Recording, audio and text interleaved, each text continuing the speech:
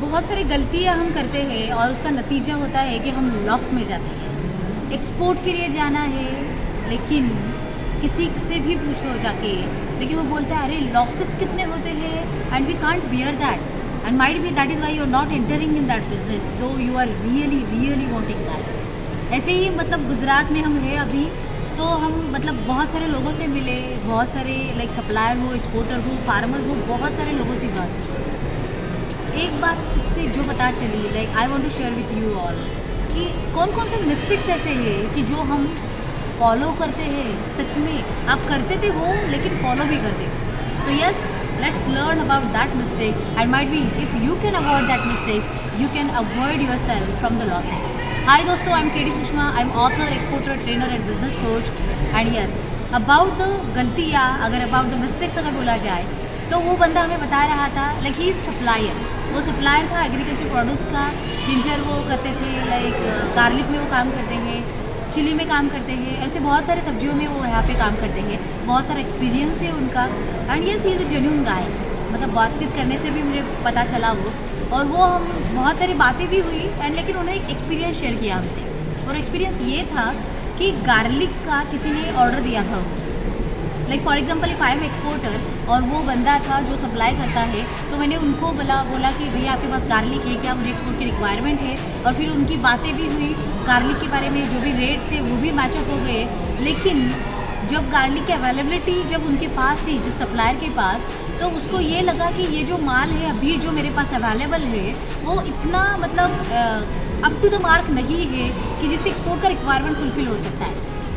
उसने जो सप्लायर था उसने एक्सपोर्टर को बताया कि भाई देख, ये माल इतना क्वालिटी का नहीं है कि तू एक्सपोर्ट के लिए काम कर सकता है इससे। फिर उस बंदे ने क्या किया कि अपने इम्पोर्टर को पूछा कि ऐसी बातें हैं, मतलब माल ऐसा है, थोड़ी बहुत क्वालिटी ऊपर नीचे है, तो फिर क्या करें हम। इम्पोर्टर ने बताया कि अरे तू भेज दे, कोई बात नहीं है, हम देख लेंगे यहाँ पे। फिर एक्सपोर्टर ने फिर से सप्लायर को बताया कि चलो कोई बात नहीं है, भेज दो, मेरा इम्पोर्टर राजी है उसके लिए, आप भेज दो। फिर भी सप्लायर को ऐसे लगा कि अरे नहीं, मुझे तो बताना चाहिए उसको कि क्या हो सकता है आगे। फिर उन्होंने हमें सच में वो वीडियो दिखाया जो उन्होंने एक्सपोर्टर को भेजा था, और वो वीडियो गार्लिक के पूरे मटेरियल का था, ऐसे मतलब बॉडीज़ में भरा था, जो पूरा गार्लिक उन्होंने हमें दिखाया। और उस वीडियो में उन्होंने रिकॉर्ड करके भेजा था कि सी भैया ये गार्लिक है, ऐसे अगर हाथ से अब उसको गार्लिक के जो एक छोटे छोटे पीसेस होते उसको भी निकालो तो भी वो बहुत लाइक वेस्टेज था, क्वालिटी इतना ख़राब था, वो मतलब फ्रेश भी नहीं था। मतलब हो सकता है कि 8 दिन के ऊपर नहीं रहेगा, इट्स टोटली वेस्ट। और ये पूरा वीडियो उन्होंने रिकॉर्डिंग करके एक्सपोर्टर को भेजा विथ लाइक विजुअल कि ये क्या है, कैसे है और क्या हो सकता है। अभी ये भी वीडियो उस एक्सपोर्टर ने इम्पोर्टर को दिखाया। फिर भी इम्पोर्टर ने कहा कोई बात नहीं, भेज दो आप, मैं देख लूँगा, क्यों काय को टेंशन लेता है आप। और ऐसे करके फिर एक्सपोर्टर को ये तसल्ली आए कि ठीक है कोई बात नहीं, चलो भेजते हैं। फिर सप्लायर ने इतना मना करने के बावजूद भी एक्सपोर्टर ने वो जो भी गार्लिक था उठाया, कंटेनर में भरा, जो भी एक्सपोर्टर का प्रोसीजर करके उसको भेज दिया। अभी कंटेनर वहाँ पे गया, और जब मिलने के बाद इम्पोर्टर ने उसको खोला, यू कांट इमेजिन, जो भी सप्लायर ने कहा था सेम वही बातें हुई थी। वो गार्लिक पूरा ख़राब हुआ था।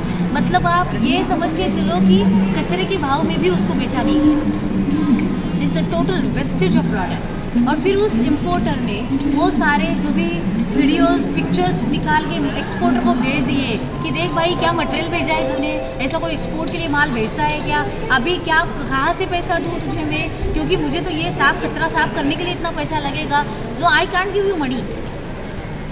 अभी समझा होगा आपको उस एक्सपोर्टर पे क्या बीती होगी। And that person makes huge losses. क्यों?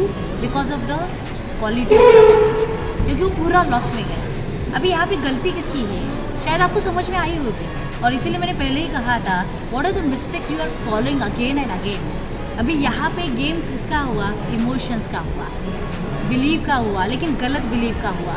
और मैं बोलूँगी what is the lacking part in this all communication, exporter का प्रोडक्ट नॉलेज नहीं था, और शायद इसीलिए वो प्रोडक्ट नॉलेज की तरफ देख ही नहीं पाया कि क्या करना चाहिए था और क्या नहीं करना चाहिए था।